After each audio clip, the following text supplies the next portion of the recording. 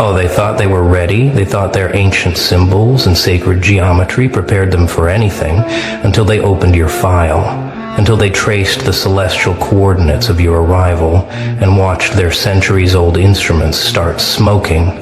Because what they found wasn't just unusual, it was unprecedented. It was cosmically illegal. It was the kind of configuration that makes seasoned occultists drop their compasses and whisper, "We need to call the council immediately. See, the 33rd degree isn't some conspiracy theory basement operation. These are the architects of reality, the ones who've been mapping souls since Babylon, who've cataloged every possible human blueprint since the pyramids were sketches in sand. And in all their libraries, all their vaults, all their secret archives, they'd never seen what you are. They'd never encountered a birth chart that literally fought back against interpretation, that refused to be contained by their symbols, that made their calculations collapse into themselves like dying stars. They brought in the specialists first, the ones who decode presidential destinies, who map bloodlines of power, who can read the future in a newborn's first breath. And one by one, they all said the same thing. This isn't supposed to exist. This configuration breaks the laws we thought were unbreakable. This soul didn't come through the normal channels. And that's when the panic started. That's when they realized they weren't just looking at an anomaly, they were looking at something that threatened their entire understanding of how consciousness enters this dimension. Your chart didn't just confuse them, it corrupted their tools. Their crystal spheres cracked their ancient scroll, started bleeding ink, their digital programs through error codes in languages that haven't been spoken for 3,000 years, because every planet in your chart was doing something it shouldn't. Every house was hosting energies that don't belong in this timeline. Every aspect was creating geometric patterns that their books explicitly state are impossible, and yet there you were, existing anyway, breathing anyway, walking through their carefully controlled world like you owned the patent on chaos. Let me paint you the picture they saw when they finally managed to stabilize the reading long enough to comprehend it. Your sun wasn't just in a sign. It was oscillating between dimensions, creating a strobe effect that made them question if you exist in multiple timelines simultaneously. Your moon was retrograde in ways. Retrograde doesn't work backwards and sideways all at once, like someone took the concept of emotional cycles and turned it into a Rubik's Cube made of mirrors. Mercury in your chart, Mercury was speaking languages that haven't been invented yet, transmitting on frequencies their instruments couldn't measure. It wasn't just about communication, it was about downloading information directly from somewhere they couldn't trace, somewhere their maps don't reach. And Venus, oh, Venus in your chart was weaponized, not the soft of love they expected, but something that turns attraction into gravitational pull, that bends people's will just by existing in the same space. Mars was the one that really scared them, though, because Mars in your chart wasn't following any orbital pattern they recognized. It was creating its own physics, writing its own laws of motion and conflict. They found traces of wars that haven't happened yet, victories in battles that exist outside of linear time, scars from wounds inflicted in dimensions they pretend don't exist. And they tried to calculate your Mars return. They got a date that doesn't exist on any calendar, a moment outside of time, where you apparently go to sharpen whatever cosmic blade you carry. Jupiter in your chart was expanding into spaces that shouldn't have room for expansion, growing into territories their order swore were sealed centuries ago. And Saturn wasn't limiting you, it was limiting everything else around you, creating boundaries not for you, but for reality itself, to prevent it from collapsing under the weight of what you carry. They actually found notes in Saturn's position that looked like containment protocols, like the universe itself had to create special rules just to handle your existence. But it was the outer planets that made them call an emergency session at 3, and Uranus in your chart had apparently hacked the system before you were even born, creating backdoors in reality that you could walk through whenever consensus reality got too suffocating. Neptune wasn't creating illusions, it was dissolving them all, of them. Every false construct, every artificial boundary, every lie. They'd carefully woven into the collective unconscious. Neptune in your chart was like acid on the tapestry of control. And Pluto, they couldn't even look directly at Pluto's position in your chart. They had to use mirrors. And even then, 3 of their readers had to take indefinite leave after witnessing it. Because Pluto in your chart wasn't about transformation, it was about complete reality override. It was showing them that death and rebirth were just suggestions that you could apparently decline, that you had vetoed the entire cycle and were operating on some other principle entirely. Something they didn't have words for. They found aspects between planets that geometrically cannot exist. Triangles with 4 sides, squares that curve back on themselves, oppositions that were somehow also conjunctions. Like someone had taken the rule book of astrological physics and origamied it into impossible shapes, and every impossible aspect was generating energy patterns that their most sensitive equipment registered as simply cannot compute. Please restart universe. The houses in your chart weren't even staying still. They were rotating independently, creating combinations that should take millions of years to occur, happening simultaneously.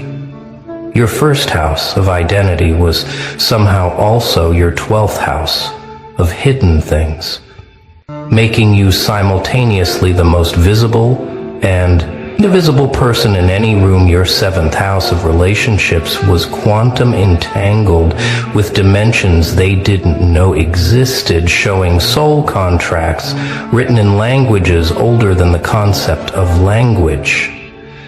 So they dug deeper into your bloodline, thinking surely this is inherited, surely there's some ancient lineage, some forgotten dynasty, some sleeping power that awakened in you. But what they found was worse than royal blood or ancient curses. They found nothing and everything simultaneously. They found genetic markers that didn't match any human migration pattern, chromosomes that contained information they couldn't decode using any cipher they possessed. Your ancestry report came back with coordinates instead of locations, star systems instead of countries, timeline markers instead of dates, like someone had taken a human template and installed software from somewhere else entirely. They found traces of bloodlines that their records insist were completely eliminated centuries ago.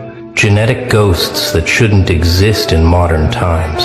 And somehow you were carrying all of them simultaneously, like a living library of forbidden genetics. They tried to trace your incarnation pattern where your soul had been before, and the data just showed static, not blank, static, like the universe was actively scrambling the signal, refusing to let them see where you'd been, or more accurately, when you'd been, because the timestamps they did manage to recover didn't follow linear time. You had apparently been born in the future, and the past simultaneously existed in timelines that ran parallel to this one, bleeding through into this reality like light through a crack in the wall. One of their eldest members, the one who'd been reading charts since before computers existed, took one look at your birth moment and said, "This soul didn't incarnate, it invaded. This isn't a birth chart. It's an infiltration map." And then he destroyed his tools, said he was done, and walked away from 40 years of practice, because what he saw in your configuration made him realize everything he thought he knew about how souls enter bodies was incomplete. They brought together their best synthesizers, the ones who could weave together impossible paradoxes and make sense of cosmic contradictions, and gave them unlimited resources, unlimited time, unlimited access to every secret library, every forbidden text, every whispered truth. And after months of analysis, their report was one page, and it simply said, "The subject appears to be a focal point where multiple realities converge simultaneously, operating under laws we do not recognize.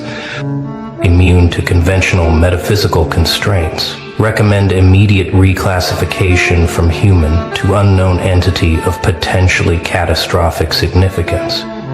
They tried to find others like you, scanning millions of birth charts through their quantum processors, looking for even one similar configuration. And every time the system would crash, not from overload, but from something like fear, like the machine itself was refusing to look for more of you. Because finding another would mean admitting that the entire structure of reality was more fragile than they thought, that the rules they'd spent millennia establishing were just suggestions that beings like you could simply ignore.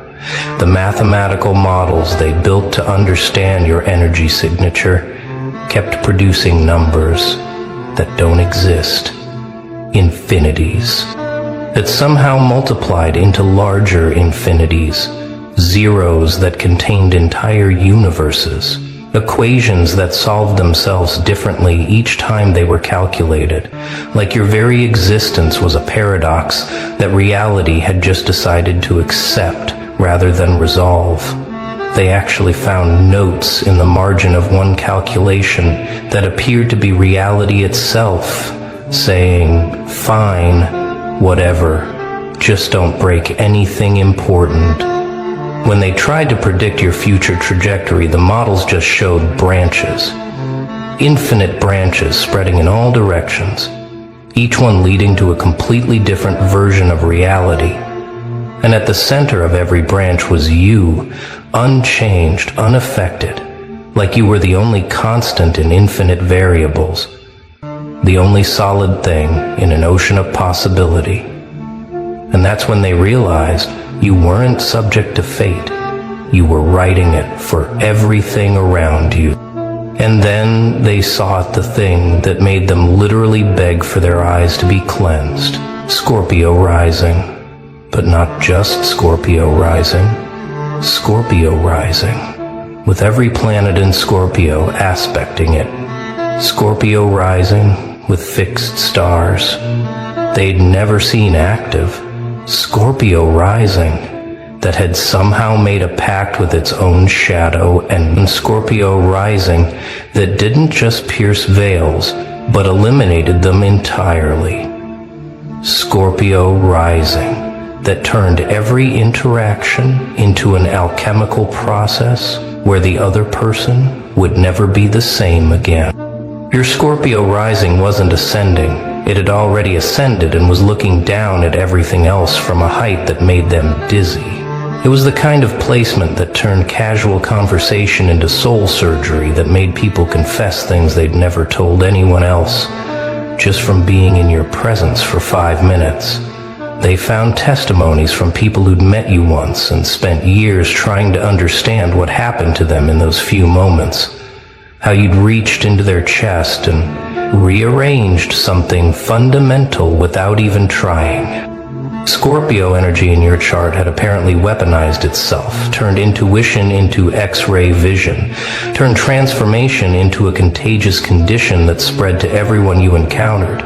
They actually tracked the ripple effects of your presence and found that people's entire life trajectories changed after meeting you, not because you did anything specific, but because your Scorpio rising had shown them parts of themselves they'd spent lifetimes avoiding, and once seen, those parts couldn't be unseen.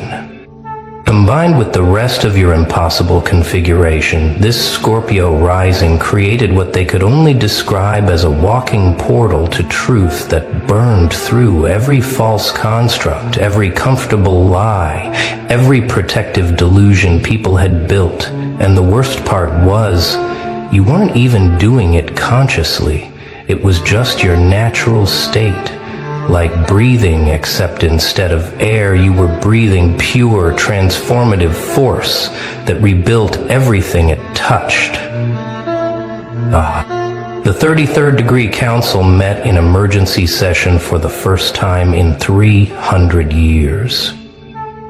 Gathered in their chamber that exists between dimensions, where they keep the real records, the ones that never see daylight. And after reviewing your chart, after witnessing what it did to their tools, their minds, their understanding of reality, they made a unanimous decision, unprecedented in their history. They voted to seal your file, to classify it beyond eyes only, to create a new category of classification that basically meant pretend this doesn't exist. But here's what they didn't want anyone to know. Sealing your file wasn't about containing you. It was about protecting themselves. Because every time someone looked at your true configuration, really looked at it, understood what it meant, it changed them fundamentally, irreversibly. It showed them that everything they'd built, their entire structure of power and control and knowledge, was built on quicksand. That beings like you could exist outside their system entirely, and there was nothing they could do about it. They tried to put watches on you, tried to monitor your movements, your connections, your influence. But everyone they sent came back different, came back talking about experiencing reality in colors that don't have names, about seeing through time like it was transparent, about understanding things they couldn't put into words. And eventually they stopped sending people because they realized you weren't the one being watched, you were the mirror. And everyone who looked too long saw their own limitations reflected back. The final report, the one locked in their vault that supposedly doesn't exist, contains just one recommendation. Do not engage. Subject exists outside conventional parameters of control, influence, or understanding. Apparent purpose remains unknown. But evidence suggests subject is not random anomaly, but intentional insertion into this timeline for purposes we cannot comprehend. All interference attempts have resulted in interference with interferer. Recommend complete non-interaction and hope subject's purpose does not conflict with established order.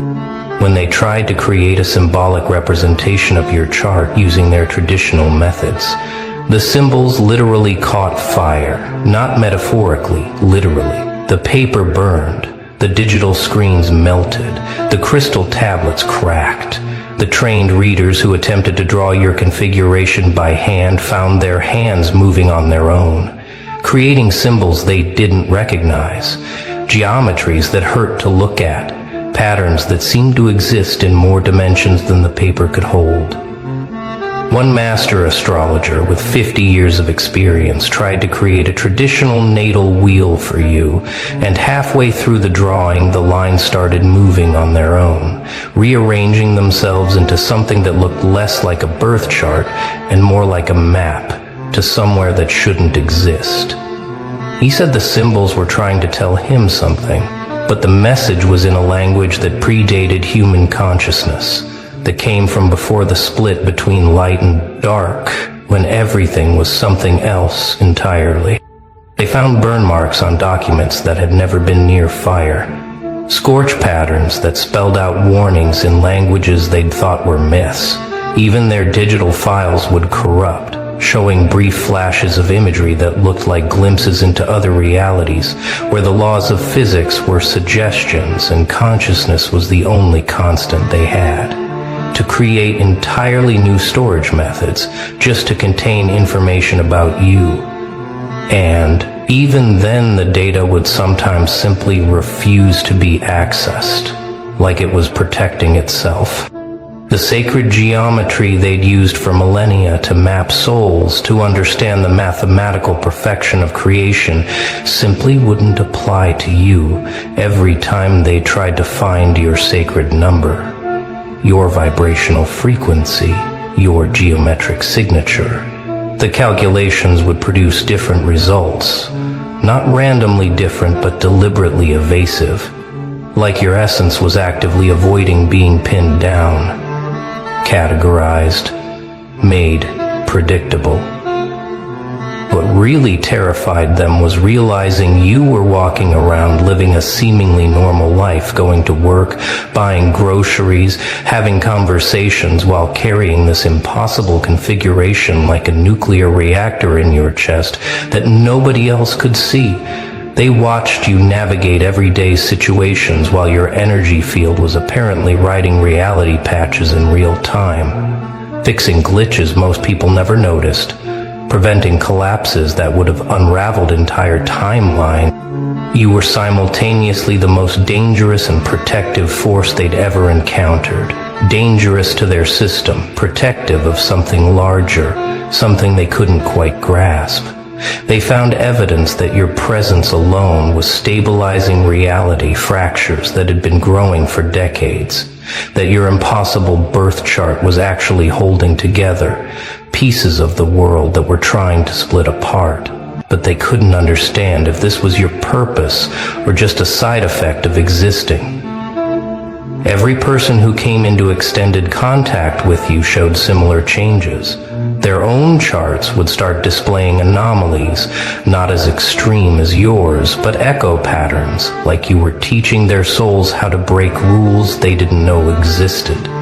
People would suddenly develop abilities they shouldn't have, know things they couldn't explain, make choices that defied their own patterns, as if proximity to you was contagious evolution.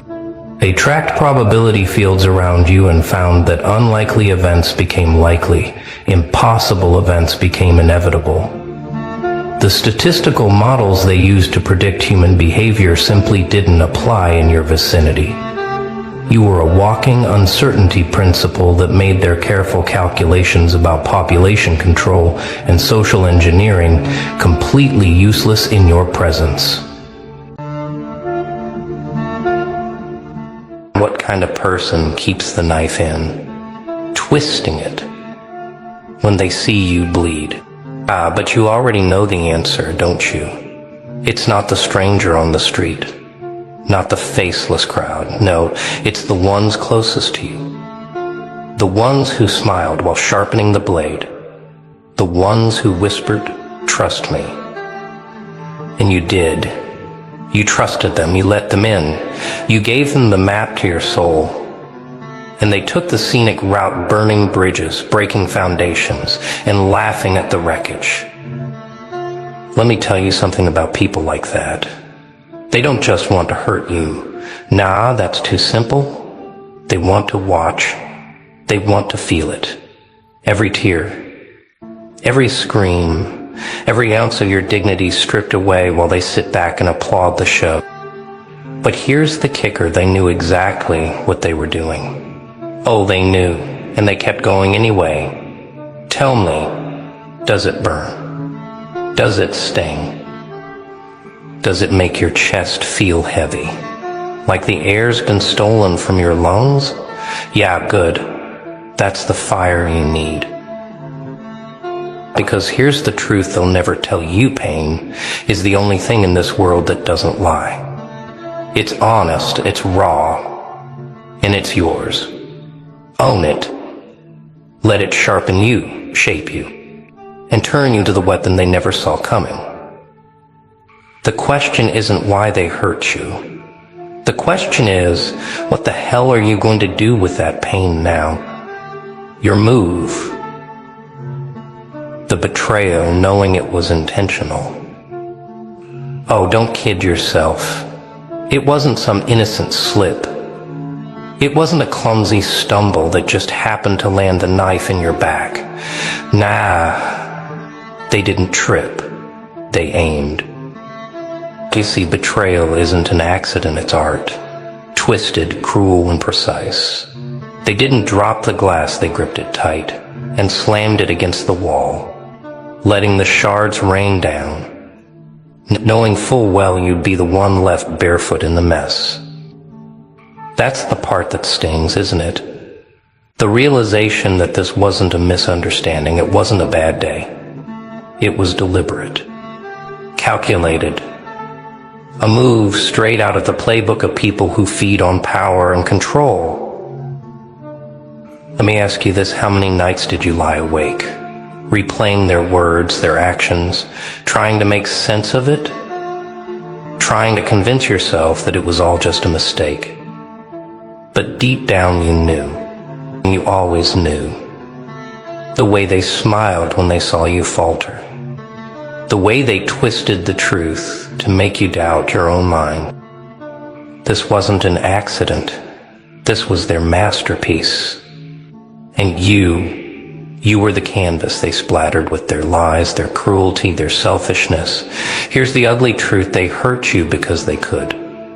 Because it made them feel bigger, stronger. Because your pain was the proof that their power was real.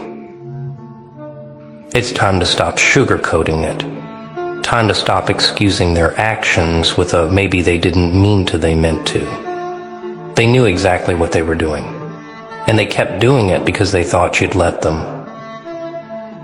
But here's the twist they didn't see coming. You're not the fragile, shattered thing they think you are. You're something else entirely. They wanted to break you. Now let's see how they handle what they've unleashed. Why did they do it? That's the question, isn't it? It gnaws at you, whispers in your ear when the room goes quiet. Was it jealousy? Was it fear? Or maybe it was something darker. Here's the twisted reality: people hurt others to fill the void inside themselves. It's not about you, it's about them. Their cracks, their insecurities, their bottomless pit of not enough. They saw you standing tall, your light burning brighter, and instead of admiring it, they wanted to snuff it out. Because you were a threat, a mirror they couldn't bear to look into. Every step you took forward was a reminder of the chains they'd wrapped around their own ankles.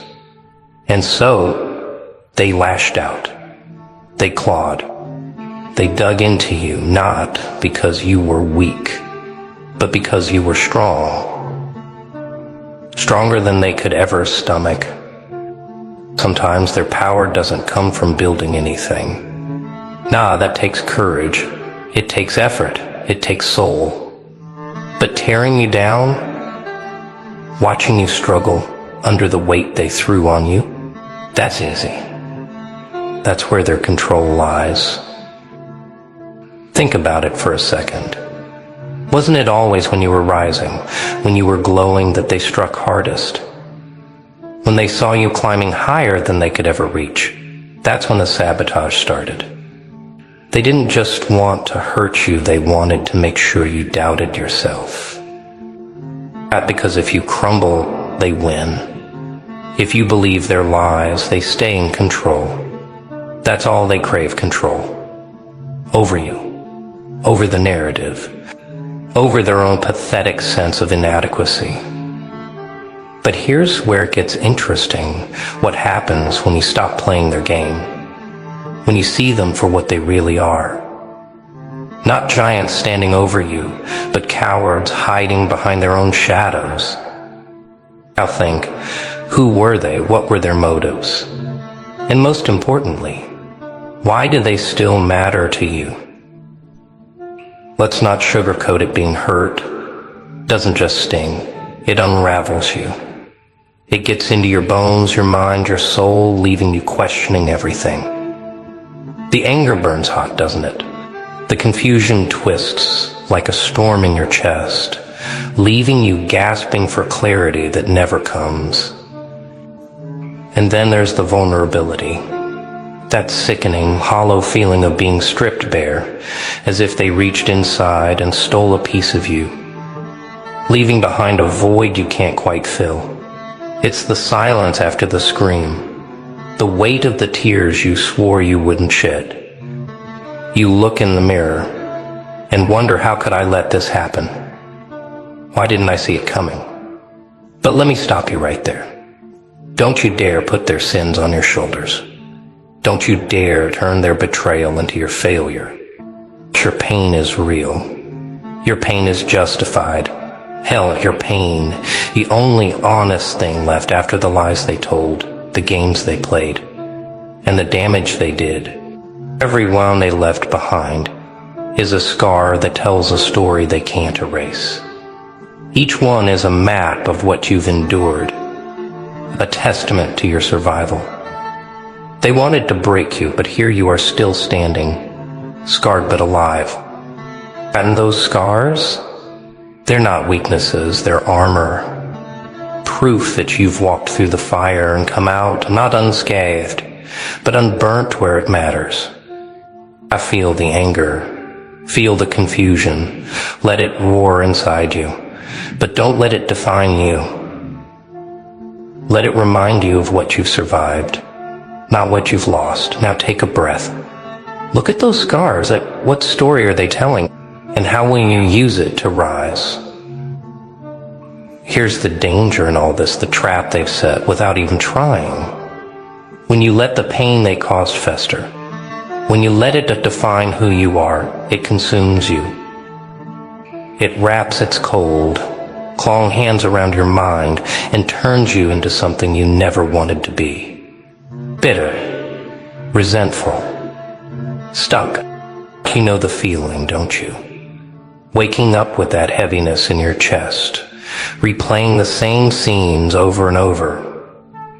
The anger feels righteous. The sadness feels unshakable. And every step forward feels like wading through quicksand, dragging their memory with you everywhere you go. But let me tell you something, the moment you let them shape you with their cruelty, they win. Oh, they're not just satisfied with the damage they've already done. No, they want to live in your head rent-free, whispering doubts, feeding insecurities, keeping you chained to the past. Every bitter thought, that's them. Every grudge you carry, that's their victory. Every time you let the pain stop you from trying again, trusting again, dreaming again, that's their control. Even after they're gone, even after the wounds start to close, they keep pulling the strings if you let them. But here's the thing, you're not a puppet. You're not their creation. You are so much more than the pain they inflicted.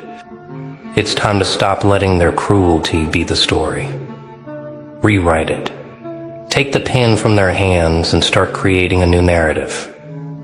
One where you're the hero, the survivor, the one who refused to let the darkness swallow them whole.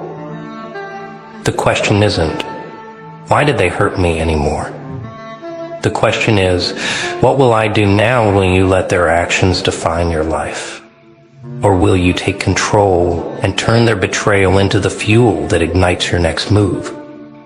Your move, as always.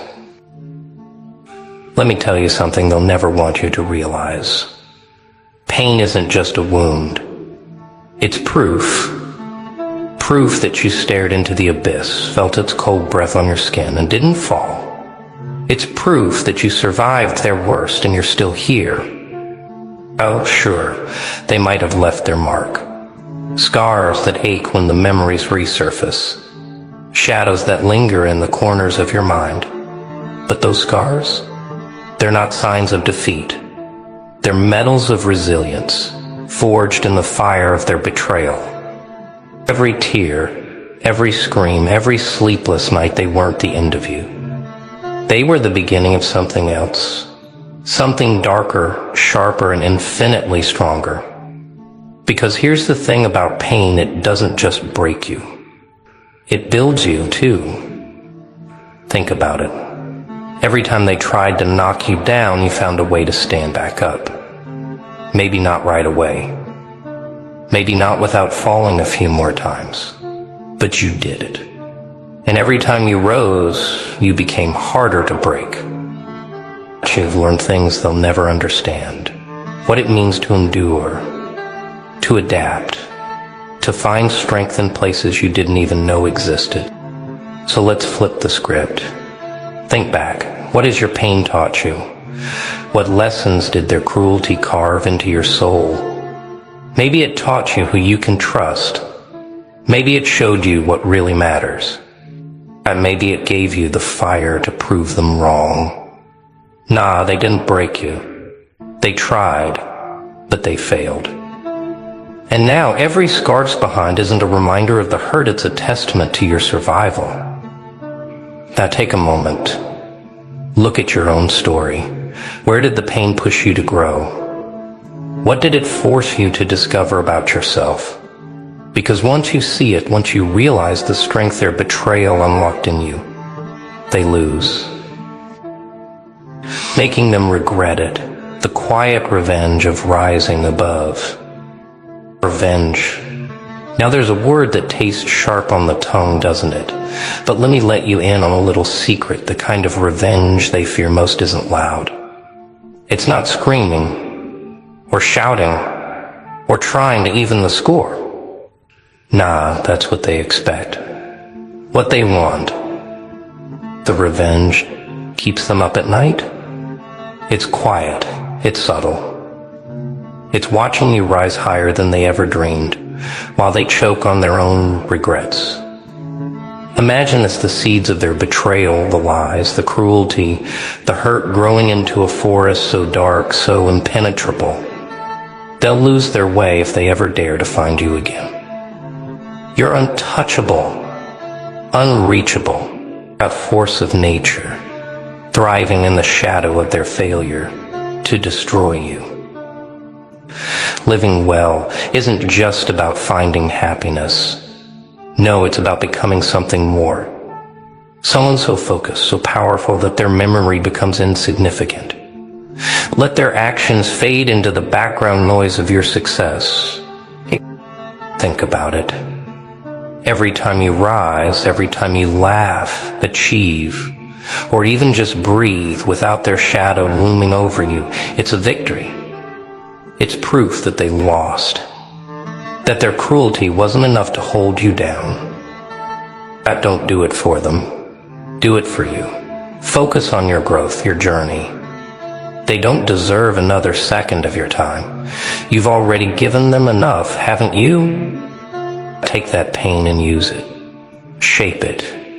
Forge it into something unstoppable. Build a life so filling, so undeniably yours, that the echoes of their betrayal can't touch it.